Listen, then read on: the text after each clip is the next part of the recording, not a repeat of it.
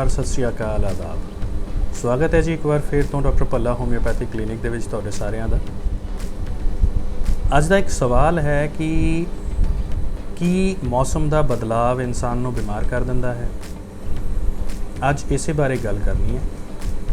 ਬਹੁਤ ਲੋਕ ਇਹ ਸੋਚਦੇ ਨੇ ਕਿ ਜਦੋਂ ਮੌਸਮ ਚੇਂਜ ਹੋਣ ਲੱਗਦਾ, ਚਾਹੇ ਉਹ ਗਰਮੀ ਤੋਂ ਸਰਦੀ ਆਵੇ, ਚਾਹੇ ਸਰਦੀ ਤੋਂ ਗਰਮੀ ਆਵੇ ਜਾਂ ਬਰਸਾਤਾਂ ਦਾ ਮੌਸਮ ਆਵੇ, ਤਾਂ ਇਹ ਬਿਮਾਰੀਆਂ ਉਦੋਂ ਜ਼ਿਆਦਾ ਆਉਂਦੀਆਂ ਨੇ ਜਦੋਂ ਮੌਸਮ ਚੇਂਜ ਹੋ ਰਿਹਾ ਹੁੰਦਾ। ਇਸ ਦਾ ਕਾਰਨ ਕੀ ਹੈ? ਸਭ ਤੋਂ ਵੱਡੀ ਗੱਲ ਹੈ ਕਿ ਸਾਡੀ ਹੈਬਿਟਸ ਜਿਹੜੀਆਂ ਸਾਨੂੰ ਇੱਕ ਮੌਸਮ 'ਚ ਅਸੀਂ ਅਪਣਾਈਆਂ ਹੁੰਦੀਆਂ ਨੇ, ਉਹਨਾਂ ਨੂੰ ਬਦਲਣ ਦੇ ਵਿੱਚ ਅਸੀਂ ਉਨੀ ਜਲਦੀ ਨਹੀਂ ਕਰ ਪਾਉਂਦੇ ਜਿੰਨਾ ਮੌਸਮ ਚੇਂਜ ਹੋ ਜਾਂਦਾ ਹੈ। ਠੰਡਾ ਪਾਣੀ ਪੀਣਾ ਗਰਮੀ ਦੇ ਵਿੱਚ ਇੱਕ ਰਿਕੁਆਇਰਮੈਂਟ ਬਣ ਜਾਂਦੀ ਹੈ, ਇਨਸਾਨ ਪੀਂਦਾ ਹੈ।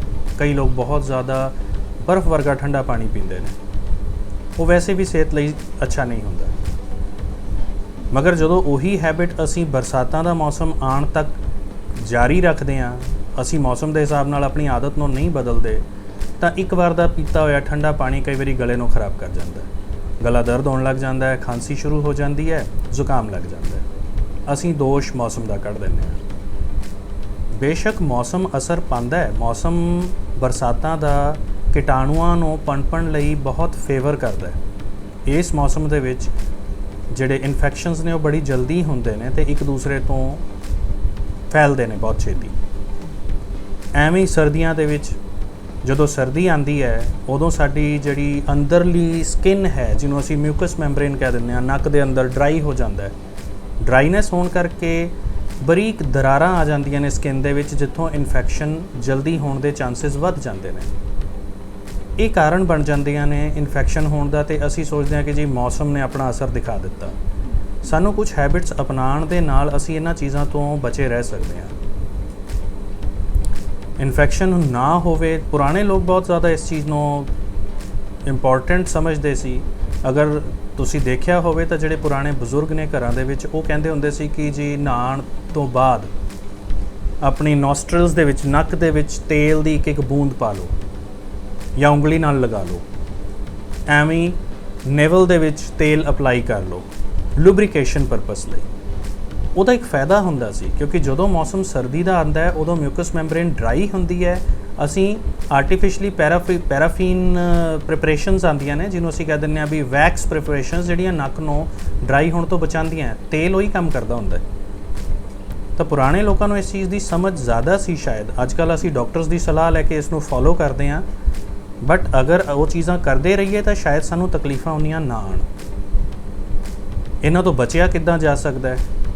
ਜਿਹੜੀਆਂ ਤਕਲੀਫਾਂ ਆਉਂਦੀਆਂ ਨੇ, ਜਾਂ ਅਗਰ ਆ ਵੀ ਗਈਆਂ ਤਾਂ ਇਹਨਾਂ ਤੋਂ ਕਿਸ ਤਰ੍ਹਾਂ ਬਾਹਰ ਨਿਕਲਿਆ ਜਾ ਸਕਦਾ ਹੈ ਜਲਦੀ, ਬਿਨਾਂ ਬਹੁਤ ਜ਼ਿਆਦਾ ਦੇਰ ਤਕਲੀਫ ਸਹੇ? ਉਹ ਕੁਝ ਚੀਜ਼ਾਂ ਐਸੀਆਂ ਨੇ, ਜੇ ਅਸੀਂ ਫੋਲੋ ਕਰੀਏ ਤਾਂ ਠੀਕ ਹੋ ਜਾਵਾਂਗੇ। ਦਵਾਈਆਂ ਦੀ ਮਦਦ ਤੋਂ ਬਿਨਾਂ ਵੀ ਇਸ ਚੀਜ਼ ਤੋਂ ਨਿਕਲ ਸਕਦੇ ਹਾਂ। ਜਿਹੜੀ ਕੋਲਡ ਐਂਡ ਕਫ ਹੁੰਦਾ ਹੈ, ਜਾਂ ਆਪਾਂ ਕਹਿ ਲਈਏ ਜ਼ੁਕਾਮ ਖਾਂਸੀ ਹੋ ਜਾਂਦੀ ਹੈ ਮੌਸਮ ਦੇ ਬਦਲਾਵ 'ਤੇ, ਸਭ ਤੋਂ ਪਹਿਲੀ ਚੀਜ਼ ਕਿ ਬਹੁਤ ਜ਼ਿਆਦਾ ਠੰਡਾ ਪਾਣੀ ਮੌਸਮ ਦੇ ਬਦਲਾਵ ਦੇ ਦੌਰਾਨ ਨਾ ਪੀਓ। ਬਾਹਰ ਦੀਆਂ ਬਣੀਆਂ ਚੀਜ਼ਾਂ, ਖਾਸ ਕਰਕੇ ਜਿਹੜੀਆਂ ਸਟਫਡ ਚੀਜ਼ਾਂ ਹੁੰਦੀਆਂ ਨੇ, ਜਿਹੜੀਆਂ ਮੌਸਮ ਜਿਵੇਂ ਬਰਸਾਤਾਂ ਦੇ ਮੌਸਮ ਦੇ ਵਿੱਚ ਜਲਦੀ ਚੀਜ਼ਾਂ ਇਨਫੈਕਟਡ ਹੋ ਕੇ ਸਮੈਲ ਆ ਜਾਂਦੀ ਹੈ, ਖਰਾਬ ਹੋ ਜਾਂਦੀਆਂ ਨੇ। ਬਾਜ਼ਾਰ ਗਏ ਹਾਂ, ਸਾਨੂੰ ਨਹੀਂ ਪਤਾ ਕਿਸ ਤਰ੍ਹਾਂ ਦੀ ਚੀਜ਼ ਪੈਕ ਕਰਕੇ ਅਗਲੇ ਨੇ ਖਿਲਾ ਦਿੱਤੀ, ਅਤੇ ਕਈ ਵਾਰੀ ਉਹਦੀ ਸਮੈਲ ਵੀ ਨਹੀਂ ਆਉਂਦੀ, ਬਿਕੋਜ਼ ਮਸਾਲੇ, ਫਲੇਵਰਿੰਗ ਏਜੰਟਸ ਪਾ ਕੇ ਉਹਦੀ ਸਮੈਲ ਲੁਕ ਜਾਂਦੀ ਹੈ। ਅਤੇ ਉਸ ਚੀਜ਼ ਤੋਂ ਬਚ ਕੇ ਅਸੀਂ ਕਰ ਸਕਦੇ ਹਾਂ। ਕੋਵਿਡ ਨੇ ਬਹੁਤ ਅੱਛੀ ਸਿੱਖਿਆ ਦਿੱਤੀ ਹੈ ਲੋਕਾਂ ਨੂੰ, ਕਿ ਮਾਸਕ ਪਾਉਣ ਦੀ ਆਦਤ ਪਾ ਦਿੱਤੀ। ਜਦੋਂ ਇਨਫੈਕਸ਼ਨ ਹੋਇਆ ਹੋਵੇ ਜਾਂ ਐਸਾ ਮੌਸਮ ਹੋਵੇ ਜਦੋਂ ਇਨਫੈਕਸ਼ਨਸ ਇੱਕ ਦੂਸਰੇ ਤੋਂ ਜਲਦੀ ਹੋ ਰਹੇ ਨੇ, ਤੁਸੀਂ ਮਾਸਕ ਪਾ ਕੇ ਰੱਖੋ। ਮਾਸਕ ਪਾਉਣ ਨਾਲ ਤੁਹਾਡਾ ਇਨਫੈਕਸ਼ਨ ਕਿਸੇ ਨੂੰ ਨਹੀਂ ਜਾਏਗਾ, ਤੁਸੀਂ ਦੂਸਰੇ ਦੇ ਇਨਫੈਕਸ਼ਨ ਤੋਂ ਬਚੇ ਰਹੋਗੇ। ਹੱਥਾਂ ਨੂੰ ਸੈਨੀਟਾਈਜ਼ ਕਰਨਾ ਜਦੋਂ ਕਿਤੋਂ ਬਾਹਰ ਗਏ ਹਾਂ ਜਾਂ ਬਾਹਰੋਂ ਆਏ ਹਾਂ, ਕੁਝ ਵੀ ਖਾਣ ਤੋਂ ਪਹਿਲਾਂ। ਔਰ ਅਗਰ ਬਾਈ ਚਾਂਸ ਇਨਫੈਕਸ਼ਨ ਹੋ ਗਿਆ, ਪਾਣੀ ਦਾ ਇਨਟੇਕ ਵਧਾ ਦੇਣਾ ਬਹੁਤ ਜ਼ਰੂਰੀ ਹੈ। ਪਾਣੀ ਪੀਣਾ ਇਨਫੈਕਸ਼ਨ ਤੋਂ ਉਭਰਨ ਦੇ ਵਿੱਚ ਬਹੁਤ ਮਦਦ ਕਰਦਾ ਹੈ। ਵਿਟਾਮਿਨ ਸੀ ਵਾਲੀਆਂ ਚੀਜ਼ਾਂ, ਸਿਟਰਿਕ ਫਰੂਟਸ ਜਿਹਨੂੰ ਕਹਿ ਦਿੰਦੇ ਹਾਂ, ਖੱਟੇ ਫਲ, ਨਿੰਬੂ ਵਾਲੇ ਫਲ, ਨਿੰਬੂ ਹੋ ਗਿਆ, ਸੰਤਰਾ ਹੋ ਗਿਆ, ਇਸ ਟਾਈਪ ਦੇ ਜਿਹੜੇ ਫਰੂਟਸ ਨੇ, ਵਿਟਾਮਿਨ ਸੀ, ਅਗਰ ਉਸ ਤਰ੍ਹਾਂ ਫਰੂਟਸ ਕਿਸੇ ਸੀਜ਼ਨ 'ਚ ਕਈ ਵਾਰੀ ਨਹੀਂ ਆਉਂਦੇ, ਤੁਸੀਂ ਉਸ ਟਾਈਮ 'ਤੇ ਉੱਤੇ ਵਿਟਾਮਿਨ ਸੀ ਵੈਸੇ ਖਾ ਸਕਦੇ ਹੋ, ਟੈਬਲੇਟ ਫਾਰਮ 'ਚ ਵੀ ਆਉਂਦਾ, ਉਸ ਚੀਜ਼ 'ਚੋਂ ਨਿਕਲਣ 'ਚ ਮਦਦ ਕਰਦਾ ਹੈ। ਉਸ ਤੋਂ ਇਲਾਵਾ ਅੱਛੀ ਨੀਂਦ ਲੈਣਾ। ਇਨਫੈਕਸ਼ਨਸ ਦੇ ਦੌਰਾਨ ਸਰੀਰ ਵੀਕ ਹੋ ਜਾਂਦਾ ਹੈ, ਜਦੋਂ ਅਸੀਂ ਸਰੀਰ ਨੂੰ ਰੈਸਟ ਦਿੰਦੇ ਹਾਂ, ਸਰੀਰ ਆਪਣੇ ਆਪ ਨੂੰ ਰਿਕਵਰ ਕਰਨ ਦੀ ਕੋਸ਼ਿਸ਼ ਕਰਦਾ ਹੈ ਤੇ ਰਿਲੈਕਸ ਹੁੰਦਾ ਹੈ। ਉਹ ਚੀਜ਼ ਬਹੁਤ ਮਦਦ ਕਰਦੀ ਹੈ ਉਸ ਚੀਜ਼ ਤੋਂ ਬਾਹਰ ਆਉਣ ਦੇ ਵਿੱਚ। ਉਸ ਤੋਂ ਇਲਾਵਾ ਸਰਦੀ ਦੇ ਟਾਈਮ ਦੇ ਵਿੱਚ ਗਰਮ ਪਾਣੀ ਪੀਣਾ, ਆਪਣੇ ਆਪ ਨੂੰ ਵਾਰਮ ਰੱਖਣਾ।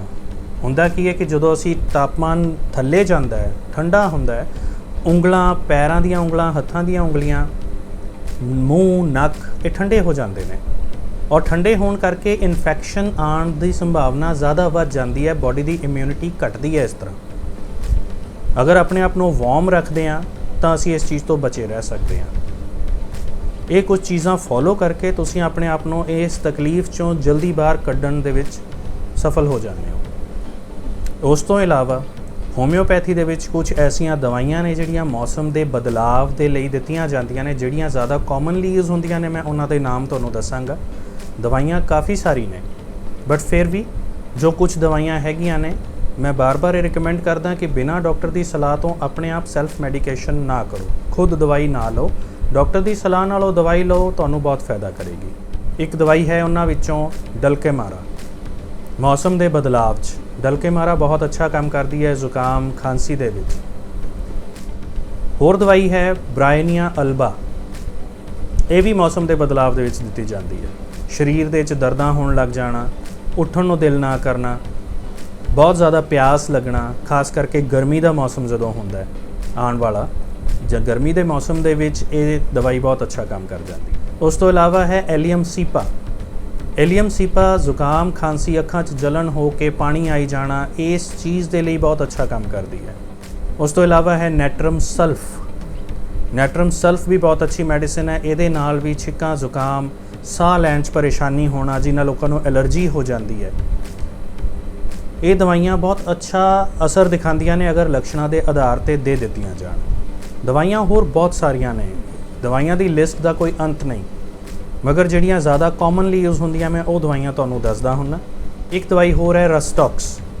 ਰਸਟੌਕਸ ਬਰਸਾਤਾਂ ਦੇ ਮੌਸਮ 'ਚ ਯੂਜ਼ ਹੋਣ ਵਾਲੀ ਮੈਡੀਸਿਨ ਹੈ, ਜਿਹੜੀ ਕਿ ਬਹੁਤ ਹੀ ਵਧੀਆ ਕੰਮ ਕਰਦੀ ਹੈ ਖਾਂਸੀ, ਜ਼ੁਕਾਮ ਦੇ ਵਿੱਚ, ਗਲੇ ਦਰਦ ਵਿੱਚ। ਇੱਕ ਦਵਾਈ ਹੋਰ ਹੈ ਜਲਸੀਮੀਅਮ, ਜਲਸੀਮੀਅਮ ਸੈਂਪਰਵਿਰੈਂਸ। ਮੈਂ ਆਪਣੀ ਕਿਸੇ ਪਹਿਲੀ ਵੀਡੀਓ ਦੇ ਵਿੱਚ ਵੀ ਪਾਈ ਹੈ। ਕੋਈ ਵੀ ਦਵਾਈ ਜਿਸ ਦਾ ਮੈਂ ਨਾਮ ਲੈਣਾ, ਉਹ ਇਕੱਲੇ ਕਿਸੇ ਇੱਕ ਸਫੀਅਰ ਨੂੰ ਕਵਰ ਨਹੀਂ ਕਰ ਰਹੀ ਹੁੰਦੀ, ਉਹਦਾ ਦਾਇਰਾ ਬਹੁਤ ਵੱਡਾ ਹੈ। ਸਿਰ ਤੋਂ ਲੈ ਕੇ ਪੈਰ ਤੱਕ ਬਹੁਤ ਸਾਰੀਆਂ ਐਸੀਆਂ ਚੀਜ਼ਾਂ ਨੇ ਜਿਹੜੀ ਇੱਕ ਦਵਾਈ ਕਵਰ ਕਰਦੀ ਹੈ।